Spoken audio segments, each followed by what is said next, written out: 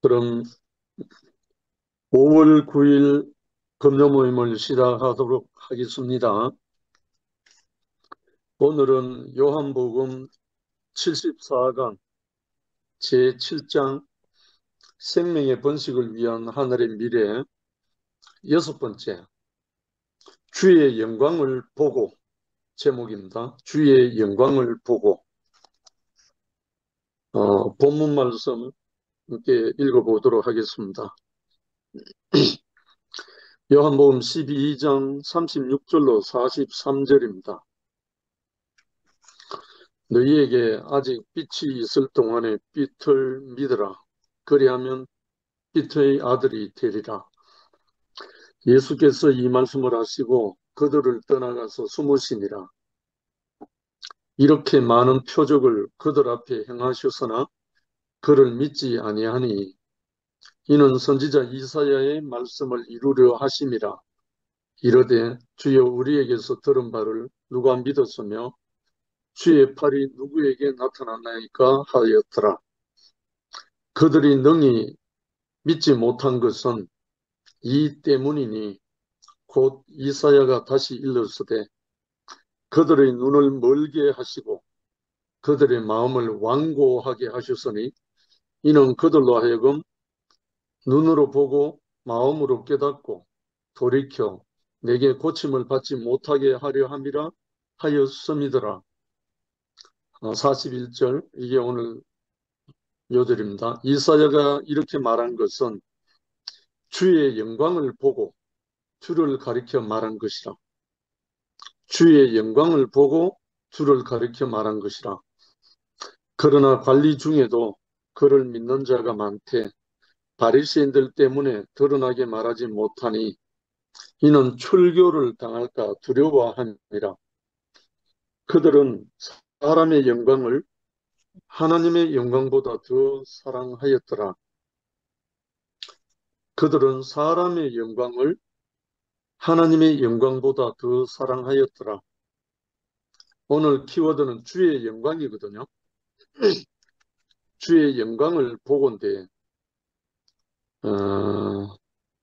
43절 끝절은 그들은 사람의 영광을 하나님의 영광보다 더 사랑하였더라. 이 순서만 바뀌면 되거든요. 하나님의 영광을 먼저 보면 회복이 되는데 잘못된 사람의 영광을 먼저 보게 되면 이탈된다는 거죠. 제일 첫 번째가 하나님의 영광 곧 인자의 영광. 하나님의 영광이라고 말하지만 하나님은 영이시고 육체가 아니기 때문에 그 하나님의 영광을 직접 우리가 느낄 수가 없거든요, 사실. 하나님의 영광이라고 말했을 때는 무엇이 나타났을 때 그 하나님의 영광이라고 말하는데 하나님은 형상도 없고 모양도 없고 만질 수 있는 육체도 아니고 눈으로 볼 수 있는 것도 아니기 때문에 하나님의 영광이라고 말했을 때 어디에서 나타난 것을 보고 하나님의 영광이라고 하거든요. 이 말은 다른 말로 인자의 영광이 나타났을 때 하나님의 영광을 보았다라고 말할 수 있습니다. 결국은 인자의 영광, 하나님의 영광이 나타날 때는 필연적으로 하나님의 영광이 나타나는 인자를 만났을 때 하나님의 영광을 우리가 경험할 수 있고 볼 수 있고 느낄 수 있고 만질 수 있잖아요.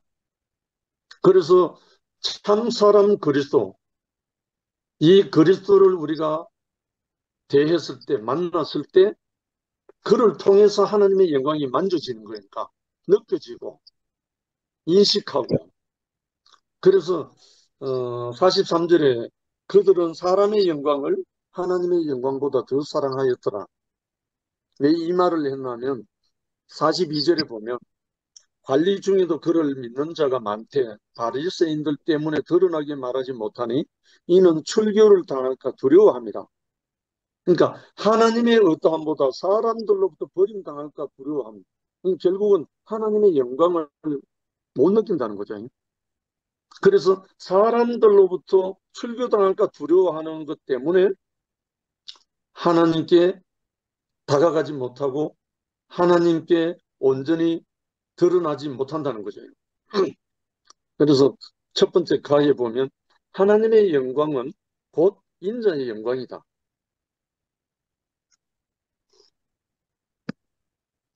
인자의 영광을 만났을 때 우리가 경험하는 것이 하나님의 영광을 보았다 이렇게 말할 수 있거든요. 저 같은 경우도 사람에게서 하나님의 영광을 만진 경험은 이 대구교회를 만난 후에 환경 형제를 만난 후에 이것을 제가 경험하게 됐거든요. 그전에도 은사나 입신이나 예언이나 방언이나 각종 은사를 받은 사람들은 많이 만났어요. 저 또한 그런 은사를 가져본 적도 있고요. 그러나 그런 사람에게서 인자의 영광은 만나보지 못했어요. 참 사람의 영광은 경험해보지 못했다니까요. 그렇기 때문에 신비한 능 또는 어떤 능력을 행하는 그런 것은 경험하고 만진 바 된 적이 있었지만 참 사람의 영광을 느껴본 적은 없었어요, 전에. 근데 제가 환경 형제를 만나고 그 다음에 이 목사님을 만나고 교회 형제 자매들을 만났을 때 그들에게서 느껴지는 참 사람의 영광, 인자의 영광을 제가 만진 바 되고 느껴졌거든요. 그래서 제가 제 인생도 완전히 종교 생활에서 이 교회 생활로 올인됐거든요. 그래서 우리는 하나님의 영광이 별도로 있는 것이 아니라 사람을 통해서 하나님의 영광이 나타날 때 하나님의 영광이라는 말도 좀 모호한 점이 있어요. 사람에게서 하나님이 나타나심, 하나님의 어떠함이 나타났을 때 그것을 하나님의 영광이라고 말하거든요. 그래서 이 하나님의 영광이 곧 사람에게서 나타날 때 그 인자의 영광을 보고 하나님의 영광이라고 말하거든요. 요한이 말한 것도 그거고 조금 전에 본문에서 이사야가 말한 주의 영광을 보고 주를 가리켜 말한 것이라 하는 것도 예언하고 계시한 것도 바로 그겁니다. 예수께서 이 말씀을 하시고 저희를 떠나가서 숨으셨다. 이렇게 많은 표적을 저희 앞에서 행하셨으나 저를 믿지 아니하였다고 했다. 예수께서 지금까지 행하신 일은 자신이 그리스도로서 새로운 세계를 가지고 왔으며 또 가지고 올 것을 말씀하신 것과 그것을 믿게 하는 표적들을 행하시는 것이었다. 그러니까 예수님이 많은 표적들을 행하고 첫 번째 표적이라고 할 수 있는 가나의 혼인집에서 물로 된 포도주를 만든 그게 첫 표적이잖아요. 그것부터 시작해서 바다를 잔잔케 하고 각종 질병 든 자들을 고치고 귀신 들린 자를 귀신을 쫓아내고 바다를 잔잔케 하고 많은 표적들을 행했잖아요. 근데 그 표적들을 행했을 때 사람이 없이 하나님이 스스로 한 게 아니란 말입니다. 하나님이 그런 어떤 것을 행하실 때는 기필코 당신을 나타낼 수 있는 인자를 들어서 사용하신다는 거예요. 결국은 하나님이 스스로 하시는 게 아니고 사람을 들어서 당신을 나타내는 거니까 이걸 이제 구약으로 보면 모세의 기적이 나오잖아요. 200만이나 되는 이스라엘 백성을 애굽에서 가나안 땅으로 인도하기 위해서 많은 10가지 재앙부터 시작해서 홍해를 건너고 광야에서 마라의 선물을 단물 만들게 하고 많은 기적들이 있었잖아요. 표적들이 있었고 그것도 사람이 없이 인자가 없이 하나님 스스로 행한 게 아니란 말입니다. 결국 하나님은 당신의 어떠한 영광을 나타낼 때는 필연적으로 인자를 통해서 나타나신다는 거예요. 결국은 우리의 형상을 따라 우리의 모양대로 사람을 만들고 했을 때 하나님은 당신의 형상과 당신의 영광을 나타내기 위해서 사람을 지으셨다는 것이 증명이 되는 거잖아요. 그래서 모세를 통해서 표적을 행하고 이적을 행하고 했던 거나 당신의 아들 그리스도 예수를 통해서 나타냈던 거나 나타나게 하신 것은 마찬가지다. 그래서 이것을 우리가 믿을 때, 신뢰가 될 때 우리에게서 그 영광이, 인자의 영광이 우리에게도 나타난다는 거예요. 그러나 믿지 아니함으로 그들을 떠나신 것이다. 왜 믿지 못했을까? 하나님의 구원은 세상과 인간의 소원을 성취하는 것이 아니라 오히려 그것을 부정하는 전혀 새로운 것이기 때문이다. 하나님의 구원은 인간의 소원 성취가 아니라는 거죠.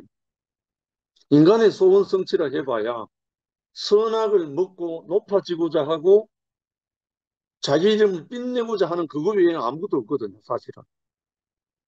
그러니까 사람의 그 소원을 이루기 위해서 하나님의 구원이 있는 게 아니고 하나님이 원래 당신이 나타나기 위해서 형상으로 만들었던 그 사람을 사용하시기 위해서 창조하신 거잖아요.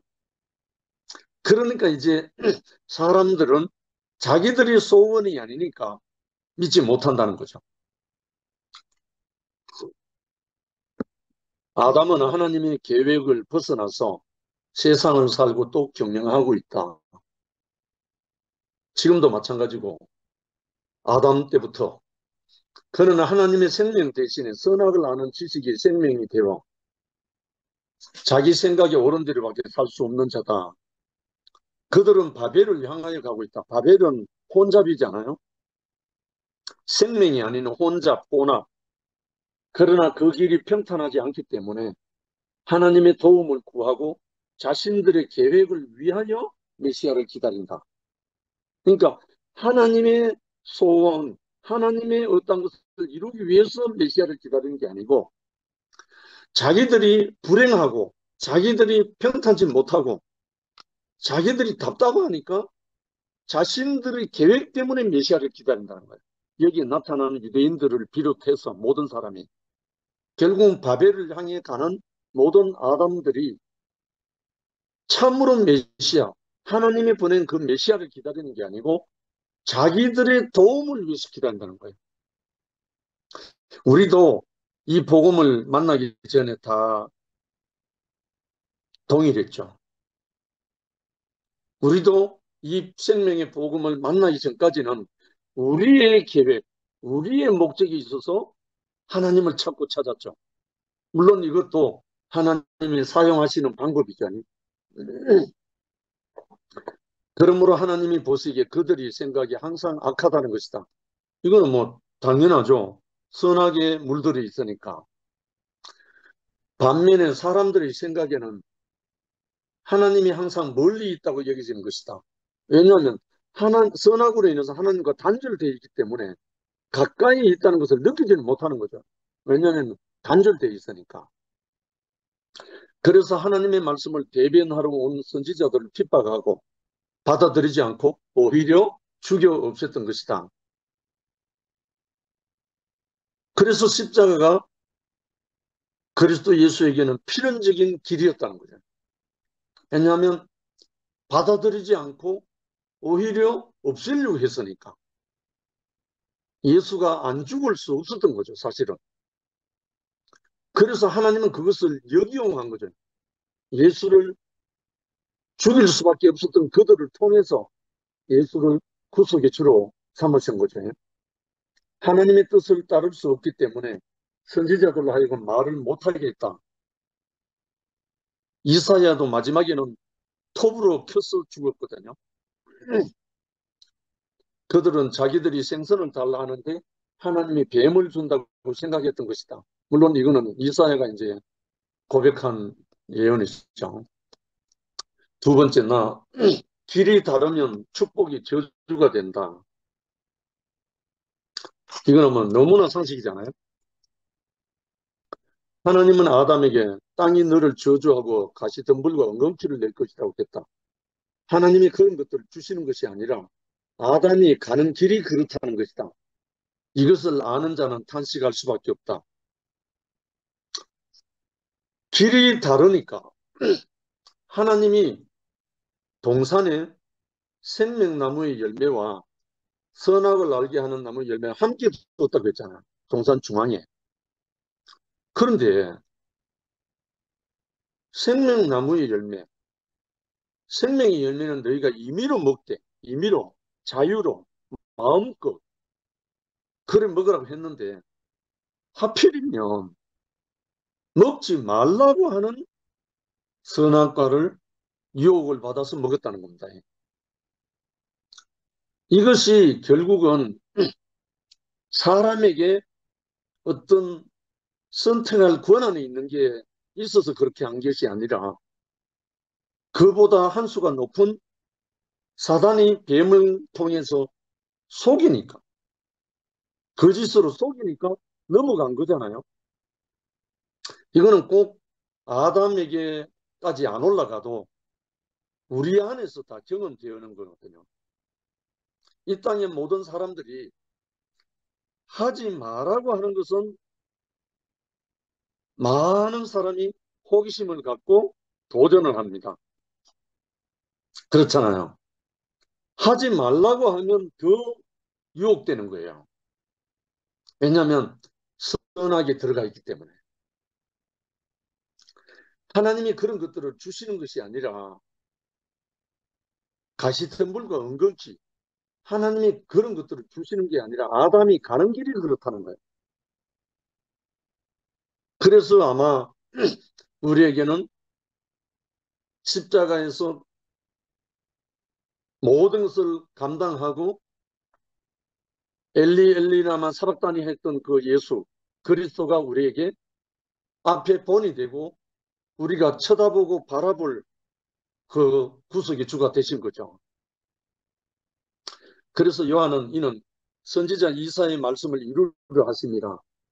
가로되 주여 우리에게 들은 바를 누가 믿었으며 주의 팔이 네게 나타나니까 하였고 또 저희가 믿지 아니한 것은 하나님이 저희 눈을 멀게 하시고 저희 마음을 완고하게 하셨으니 이는 저희로 하여금 눈으로 보고 마음으로 깨닫고 돌이켜 내게 고침을 받지 못하게 하려 합니다. 요한이 이사야 선지자의 말씀을 인용한 거죠. 요한복음 12장 40절에 바벨로 가는 사람들은 하나님의 말씀을 믿을 수가 없는데 그들은 이미 돌이켜 고침받을 수 없는 길에 있기 때문이다. 하나님은 저주하려고 모든 것을 창조하신 것이 아니다. 그렇잖아요. 하나님이 사람을 창조하신 것은 창세기 1장 28절에도 나와 있듯이 하나님이 그들에게 복을 주시며 그들에게 이르시되 생육하고 번성하여 땅에 충만하라. 땅을 정복하라. 바다의 고기, 공중의 새, 땅에 움직이는 모든 생물을 다스리라. 이렇게 축복을 했단 말입니다. 축복을 냈는데 사람들은 선악의 지식을 먹고 난 다음에는 오히려 하나님이 말씀하신 그 길을 떠나서 전혀 다른 길로 가버렸단 말이에요. 축복이 아닌 저주의 길로 가버렸다는 거예요. 그러니까 이 저주의 길로 가버린 이 사람들에게 축복의 길로 가는 한 사람이 필요했다는 겁니다. 저주의 길로 가는 전 인류 인생들에게 축복의 길로 가는 한 사람을 장대에 높이 달아서 이 사람을 쳐다보라고. 그래서 그분이 저주의 길로 가는 분이 아니고 모든 사람을 축복의 길로, 인자의 영광의 길로 회복하는 그 길로 인도하시기 위해서 십자가에 못 박히셨다는 거예요. 그러니까 이제 길이 다르면 축복이 저주가 되는데, 이제 길이 같으면, 다른 말로 예수의 길이 나의 길이 되면 내가 곧 길이요 진리요 생명이라 하신 그분의 길, 그분의 진실, 그분의 생명이 나의 생명이 되면 저주가 아니고 축복이 되는 거죠. 그 축복의 길로 우리를 부르신 거잖아요. 나를 따라오너라. 내가 너희로 사람 낚는 어부가 되게 하겠다 한 베드로에게 한 말이 우리 모두에게 한 말이잖아요. 그래서 아담을 통해서 거역한 그것을 마지막 아담 그리스도 예수를 통해서 저주가 된 그 길에서 축복이 된 길로 우리를 회복하신, 이것이 우리에게 예수의 길이 되신 것입니다. 다만 정해진 길에서 벗어나면 스스로 저주가 되는 것이다. 이거는 우리도 경험했고 아담과 하와의 그 모든 것을 봐도 우리는 이제 인식이 되는 거죠. 전기는 많은 돈을 들여 화재를 일으키려고 만든 것이 아니다. 참 무섭죠. 지금 전국 곳곳에 불이 많이 나잖아요. 불과 얼마 전에 한 열흘 전에 대구 북구의 함지산에 산불이 나서 난리를 쳤습니다. 그런데 그 산불이 어떻게 일어났냐면 함지산 비탈에 농경지를 가꾸고 있는 할아버지 한 분이 쓰레기를 모아가지고 쏘아간다고 하다가 아주 거센 바람에 불씨가 날려가지고 산불을 낸 거예요. 그러니까 한 사람의 실수로 수만 평을 태운 거예요.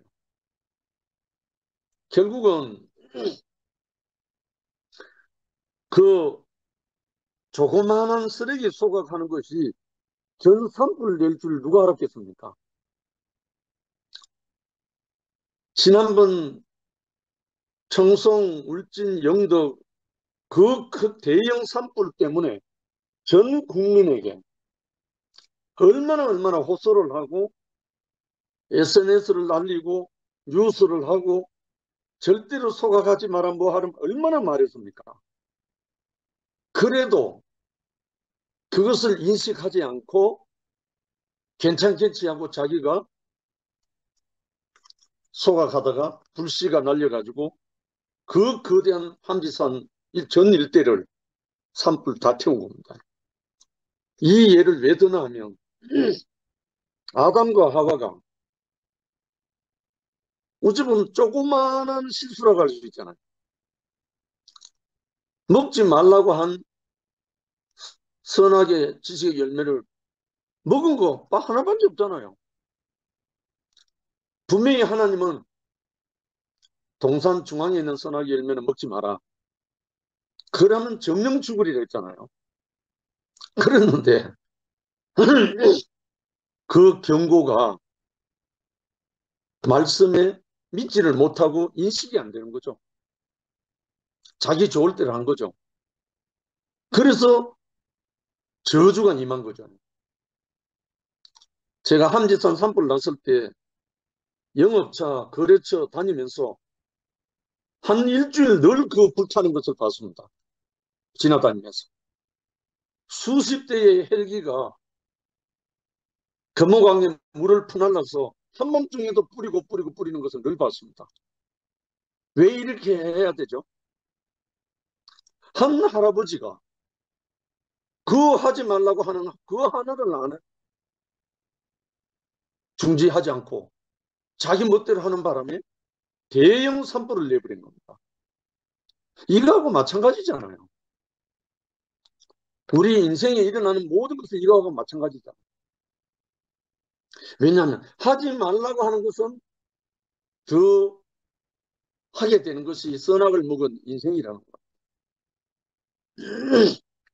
그래서 저는 정말 무엇이 축복이고 무엇이 저주인지 너무나 뼈저리게 보고 느낍니다. 그래서 다만 정해진 길에서 벗어나면 스스로가 저주가 된다. 전기는 많은 돈을 들여 화재를 일으키려고 만든 것이 아니다. 잘못 사용하면 화재가 일어나는 것이다. 함지산의 산불 할아버지처럼 사람을 위해 만든 동산은 사람이 들어오지 못하도록 화영금에 둘러싸여 있고 땅은 가시덤불을 내게 되었다. 이것이 선악과를 먹은 사람의 길이다. 우리가 경험하고 있거든요. 세 번째, 다 주의 영광은 어떠한 영광인가? 그런 적 하나님의 말씀을 달콤하게 들린다는 것은 얼마나 축복인가? 큰 복인가? 주의 영광을 본다는 것은 또 어떠한 영광인가? 이사야는 왜 그 백성을 보고 탄식했던가? 이사야가 이렇게 말한 것은 주의 영광을 보고 가리켜 말한 것이라 하였다. 이 시간에 우리 줌에 있는 누님, 형제 자매들도 이 인자의 영광을 봤기 때문에 우리가 지금 이 생활을 하고 줌 생활을 하고 교회 생활을 하고 있습니다. 사람에게서 하나님의 말씀이 영광스럽게 나타나고 체현되고 일어나는 것을 봤을 때 우리는 너무나 그 영광에 취하게 돼 있죠. 저도 처음에 이엘레 목사님을 만났을 때 그 한 분에게서 나타나는 인자 영광을 만났습니다. 제가. 그래서 제가 이 복음을 전할 때 뭐라고 표현했냐면 머리 끝에서부터 발끝까지 기름이 흐르는 분을 내가 만났다. 이렇게 표현했습니다. 전국을 다니면서 복음을 전할 때요. 그래서 저는 그 인자의 영광에 취해가지고 저는 교회 생활로 올인했거든요. 근데 제가 마지막에 정말 그 인자의 영광이 아닌 선악으로 나타나는 모습을 보고 제가 실망을 한 겁니다. 마지막에.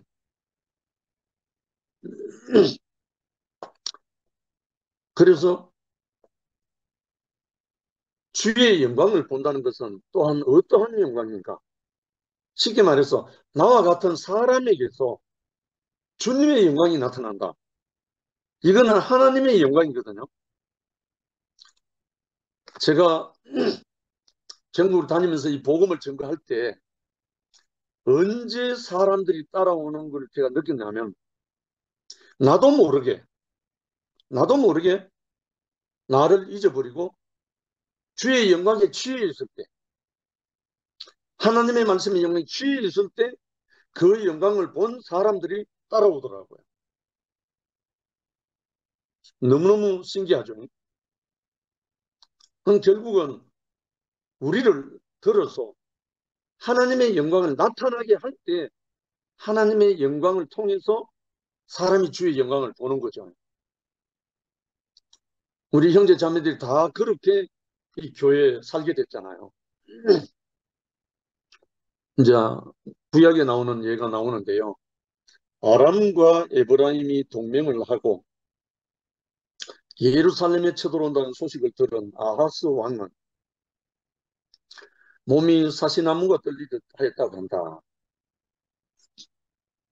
그에 앞서 이사야는 성전에 들어가서 여호와의 영광을 보고 내가 사람으로서 하나님을 배웠으니 망하게 되었도다고 엎드렸던 것이다. 두 사람이 다 권능 앞에 놀랐지만 하나는 적군에게 놀라서 떨었고 다른 하나는 하나님의 영광에 놀라서 그 앞에 엎드렸다.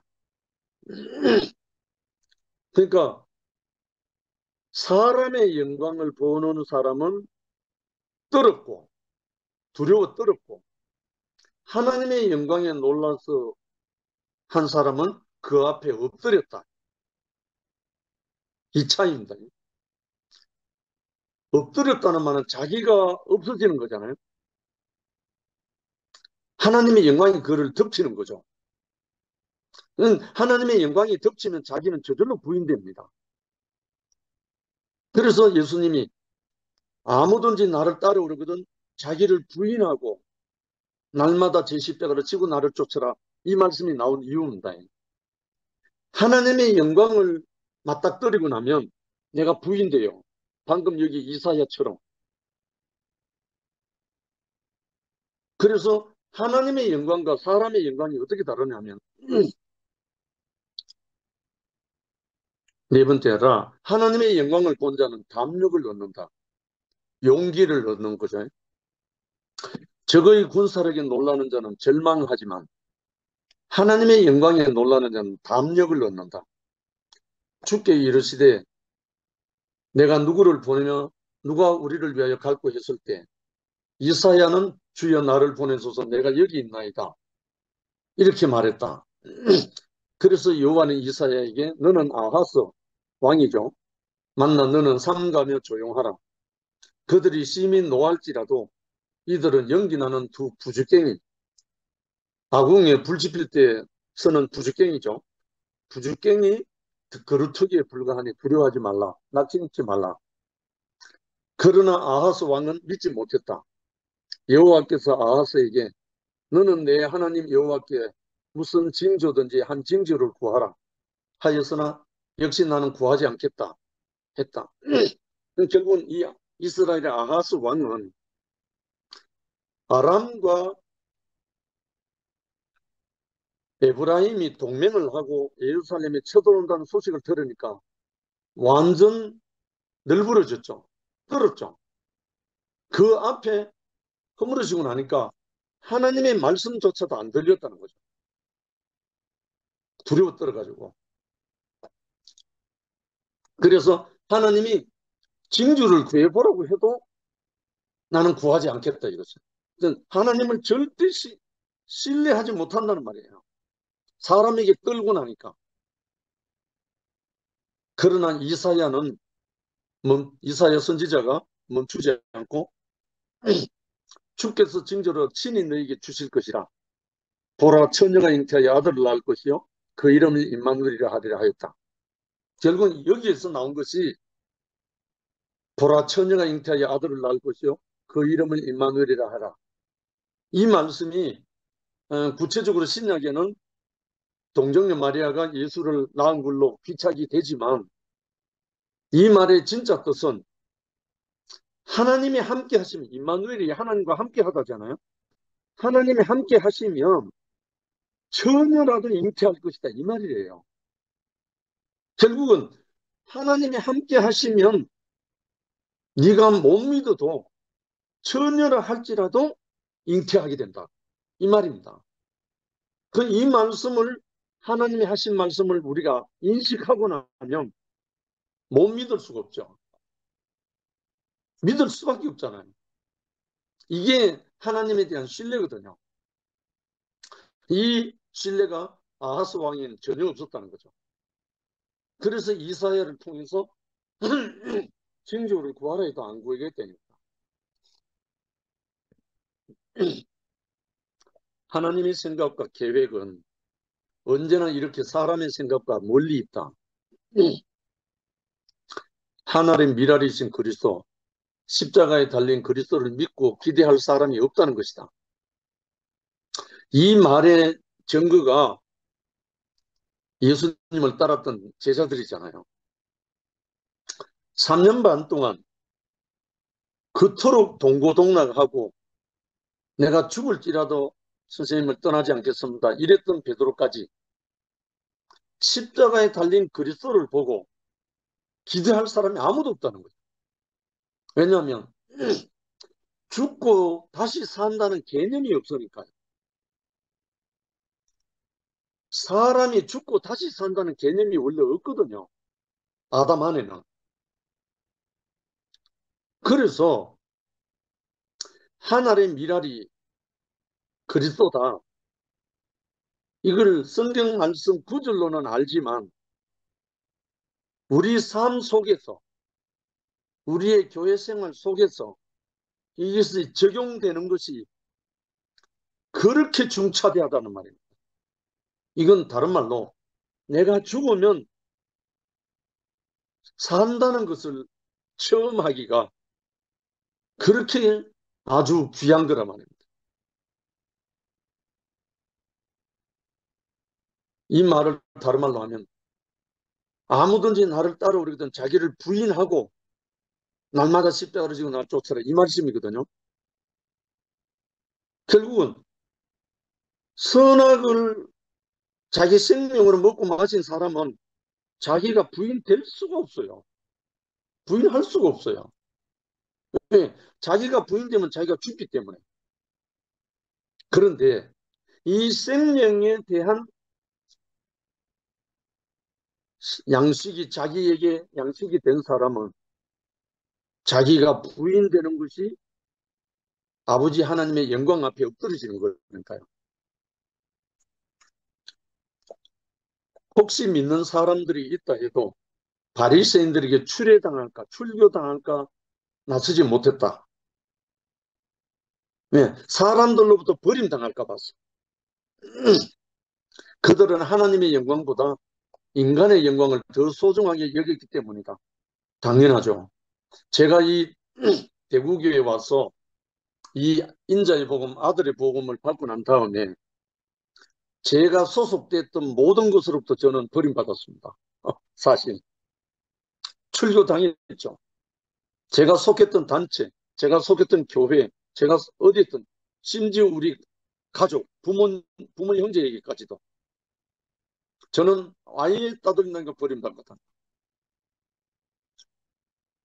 왜냐하면 제가 가는 길이 그들하고 달랐기 때문에.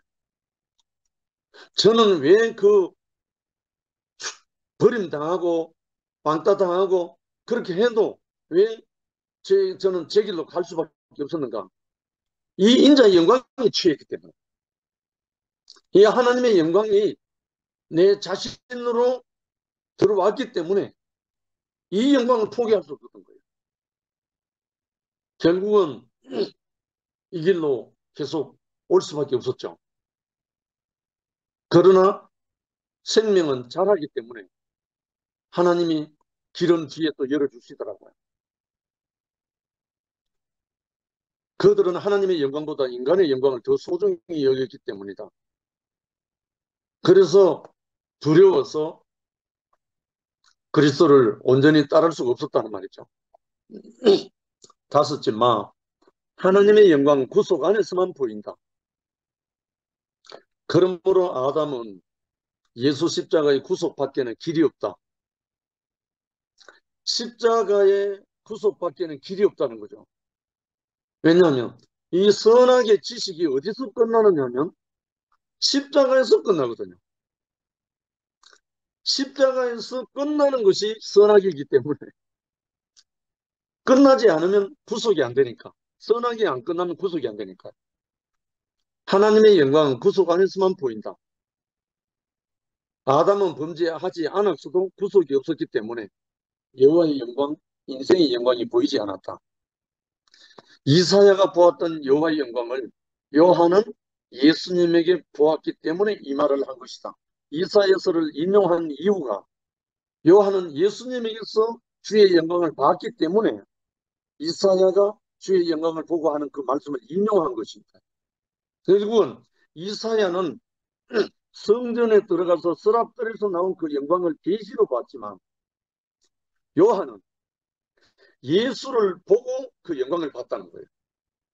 물론 본 거는 다르지만 이사야가 본 주의 영광이나 요한이 예수를 보고 본 주의 영광이나 같은 거죠.